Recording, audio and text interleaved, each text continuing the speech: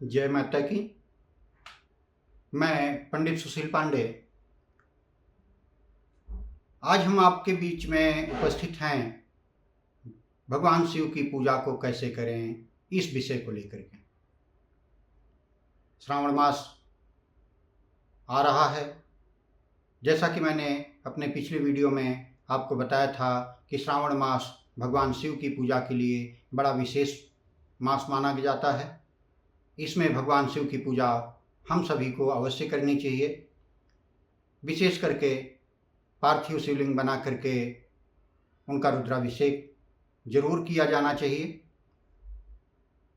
आप हमारे चैनल को सब्सक्राइब करें, लाइक करें, अपने इष्ट मित्रों में साझा करें, हमें बड़ी प्रसन्नता होगी। हम बीच बीच में ऐसे ही आपके सामने प्रामाणिक बातों को लेकर के उपस्थित होते रहेंगे।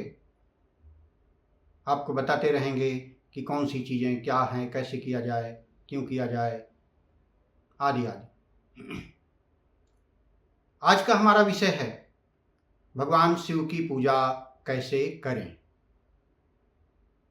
आप हमारे इस वीडियो को पूरा देखेंगे, क्योंकि जब तक आप पूरा वीडियो नहीं देखेंगे आपको समझ में नहीं आएगा कि बातें किस संदर्भ में हो रही हैं और क्या कहा जा रहा है।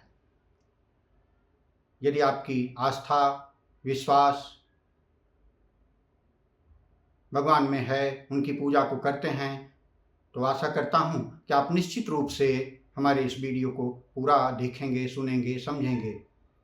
और जो भी बातें मैं इसमें आपको बताने जा रहा हूं वह सारी बातें प्रमाणित हैं, ग्रंथों से उठाई गई हैं। ऐसा नहीं कि अनर्गल हम आपके सामने कुछ भी प्रस्तुत कर रहे हैं। आते हैं मूल विषय पर। कैसे करें भगवान शिव की पूजा।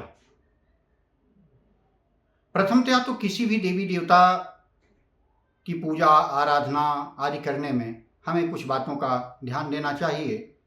हालांकि यह बात मैं पहले अपने पिछले वीडियो में बता चुका हूँ, फिर भी आपको बताता हूँ कि उस देव शक्ति के प्रति हमारे मन में श्रद्धा हो, विश्वास हो, भक्ति का भाव होना चाहिए और मन में प्रसन्नता होनी चाहिए। खिन्नता के साथ या उदासी के साथ, क्रोध के साथ या दिखावे के लिए या एक कार्य समझ करके कि हाँ मुझे यह कर लेना है, इस तरह से यदि है तो पूजा मत कीजिए।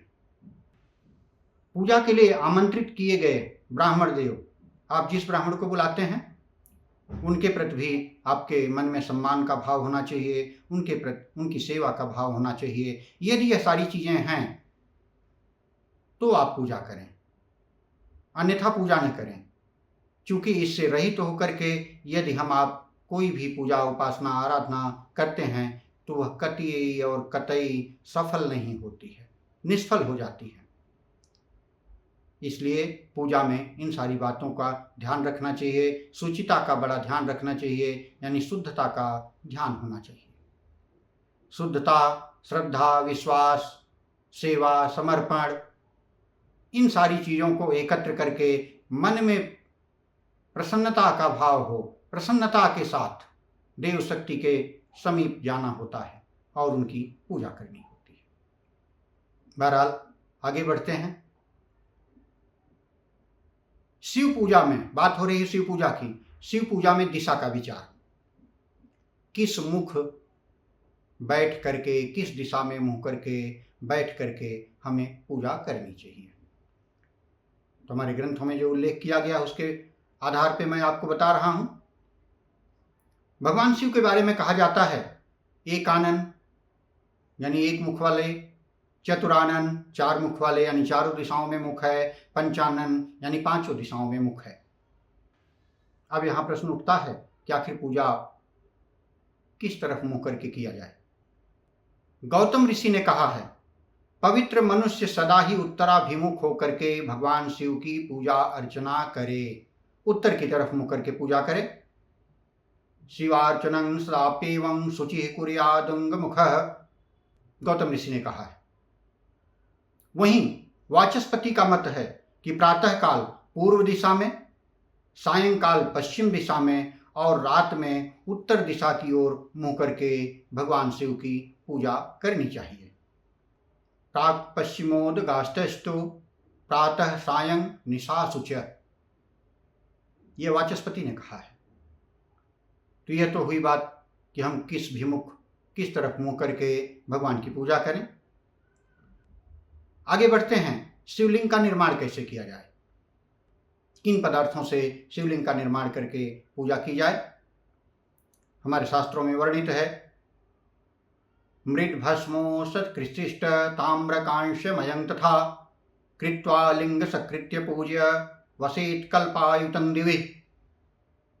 अर्थात मृत्तिका यानी मिट्टी, जिसको हम पार्थिव कहते हैं, उसका शिवलिंग बनाया जाए, भस्म का बनाया जाए, गोबर का बनाया जाए, आटे का बनाया जाए, तांबा व कांसे के शिवलिंग का निर्माण करके। कहते हैं कि इन सब चीजों से निर्मित शिवलिंग में एक बार भी जो पूजन कर लेता है वह कल्प तक स्वर्ग में वास करता है।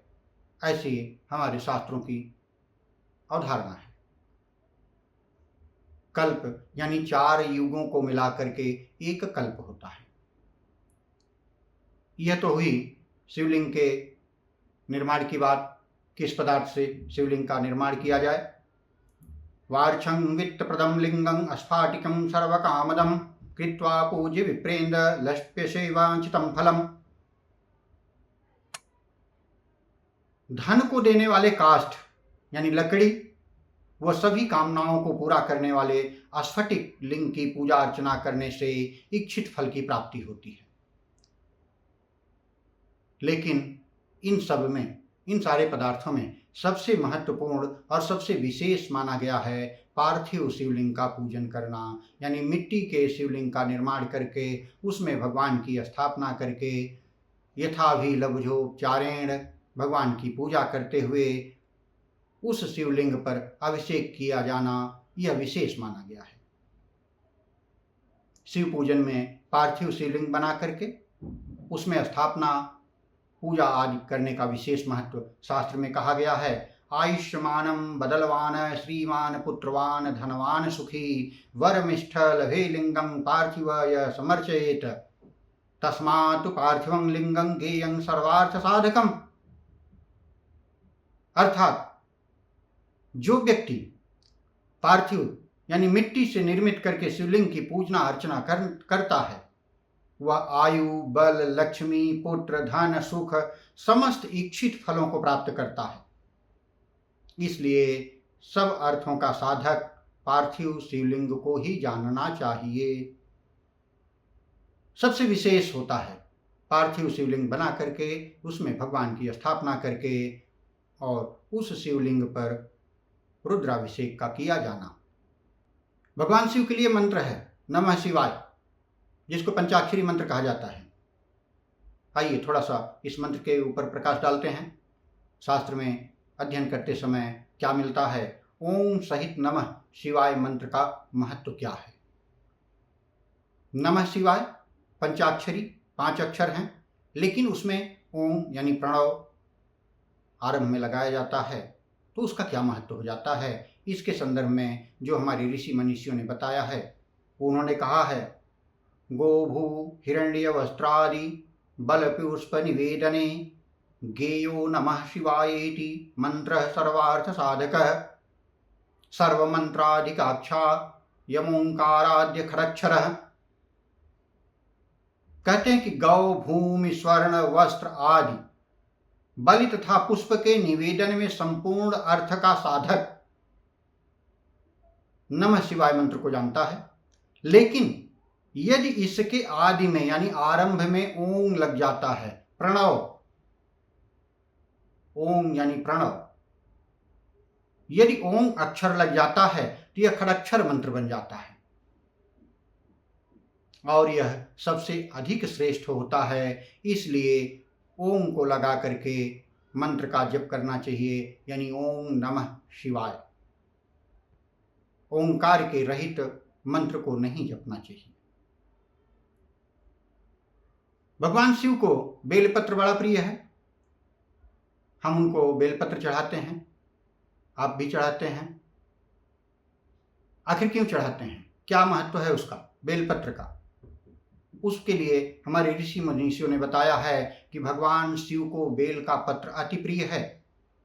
इसका अर्पण करने से 3 जन्मों के पापों का शमन होता है। बेलपत्र चढ़ाते समय पंडित जी महाराज ये ऋचा पढ़ते हैं, त्रिजन्म पाप संहारम,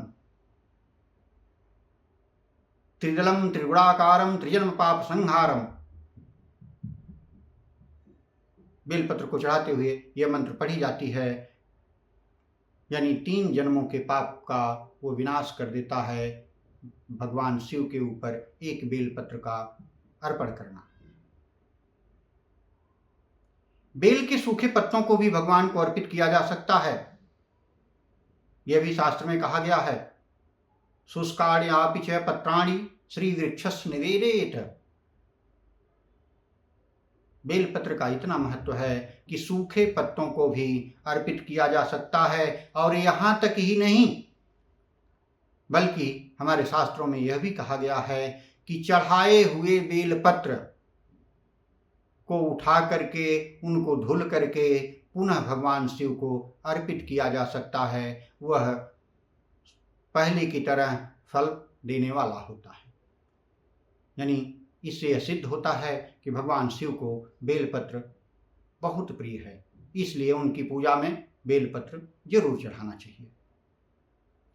धतूरे का क्या महत्व होता है? हम धतूरा भी तो चढ़ाते हैं भगवान शिव की पूजा में। उसके बारे में हमारे शास्त्रों में कहा गया है, धतूर कैश्य यो लिंगम सकृत्य पूजते नरः स गोलक्ष फलम प्राप्य शिवलोके महीयते। अर्थात जो मनुष्य एक बार भी धतूरे से शिवलिंग की पूजा अर्चना करता है, वह 1 लाख गाय के दान के बराबर का फल प्राप्त करता है और वह शिवलोक को प्राप्त होता है। शिव पूजन में पूजा करने वाले को माथे पर भस्म, त्रिपुंड, गले में रुद्राक्ष की माला अवश्य धारण करनी चाहिए, अन्यथा उसे पूजा का फल नहीं मिलता। यहाँ तक कि भस्म के अभाव में मिट्टी से ही मस्तक पर त्रिपुंड बना लेना चाहिए। बिना भस्म, बिना रुद्राक्ष माला के भगवान शिव की पूजा कदापि नहीं करनी चाहिए, क्योंकि शास्त्रों में कहा गया है, बिना भस्मांड त्रिपुंड्रेण बिना रुद्राक्ष मालया पूजितोपि महादेव न स्यातस्य फलप्रद तस्मान् मृदापि कर्तव्यम ललाटे वै त्रिपुंड्रकम।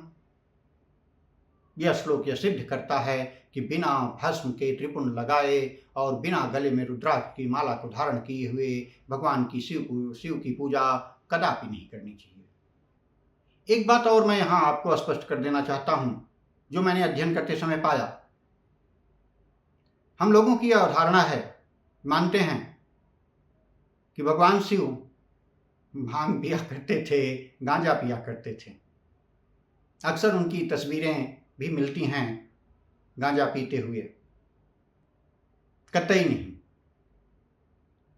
इस अखिल ब्रह्मांड के सबसे बड़े और सबसे प्रथम योगी को अगर माना जाता है तो हम शिव को मानते हैं। शिव से बड़ा कोई दूसरा योगी अभी तक इस अखिल ब्रह्मांड में पैदा नहीं हुआ। आदि योगी कहा जाता है उनको। तो आप ही समझिए, अपने ही मस्तिष्क से आप तर्क दीजिए कि जो योगी होगा वह व्यसनों में संलिप्त कैसे होगा। भांग पीना, गांजा पीना या जो भी है ऐसी चीजें, मादक पदार्थ, ये सब हमारे व्यसनों में आते हैं। और एक योगी कैसे व्यसनी हो सकता है? यदि वह व्यसनी है तो फिर योगी कहाँ रह गया? यह भी तो प्रश्न चिन्ह उठता है। नहीं, जब इस बात को समझते हुए मुझे भी यह संशय उठा कि क्या सच में भगवान शिव भांग पीते थे, वे गांजा पीते थे। अचानक से ऐसे एक दिन यह सवाल मन में आया, मैं इसका उत्तर खोजने लगा। तो जब मैं यजुर्वेद की उस ऋचा पर गया जिस ऋचा का पाठ करते हुए यह सारी चीजें भगवान शिव को अर्पित की जाती हैं, यानी भांग, धतूर, मदार आदि भगवान शिव को अर्पित किया जाता है, वो ऋचा क्या है? विद्युध्वनो कपर्दिनो विशल्यो वाणवा उत अनेशनस्याश्व आभुरस्य निषंगधि। इस ऋचा के द्वारा, इसका अर्थ जब मैंने देखा, इस ऋचा के द्वारा मानव ने उस ब्रह्म से, उस देवाधिदेव महादेव से प्रार्थना किया है कि हे भगवान, हे भोलेनाथ, ये जो विषैली चीजें हैं, जो प्राणघातक चीजें हैं, जो मेरे प्राणों को ले सकती हैं, यानी ये विषैले बाण जो मेरी तरफ आ रहे हैं, आने वाले हैं, कृपा करके इनको आप ले लें। क्योंकि आपके ऊपर न तो विष का प्रभाव होगा और न अमृत का प्रभाव होगा, क्योंकि वह सबसे बड़ा योगी है। योगी के ऊपर किसी भी तरह का प्रभाव नहीं होता। न हर्ष में, मैंने पिछले भी वीडियो में आपको बताया, हर्ष में वह प्रसन्न नहीं होगा, शोक में उसको विषाद नहीं होगा। विष और अमृत जैसी चीजों से कोई प्रभाव और दुष्प्रभाव नहीं होगा, क्योंकि वह बहुत बड़ा योगी जो ठहरा। इसलिए मानव ने प्रार्थना किया कि हे भगवान, यह आप ले लें। क्यों ले लें?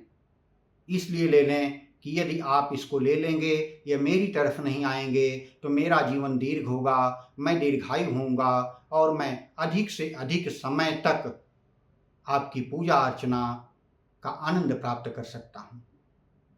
ये ऋचा यह सिद्ध करती है कि भगवान भोलेनाथ भांग धतूरा नहीं पीते थे, वे व्यसनी नहीं थे, वे योगी थे।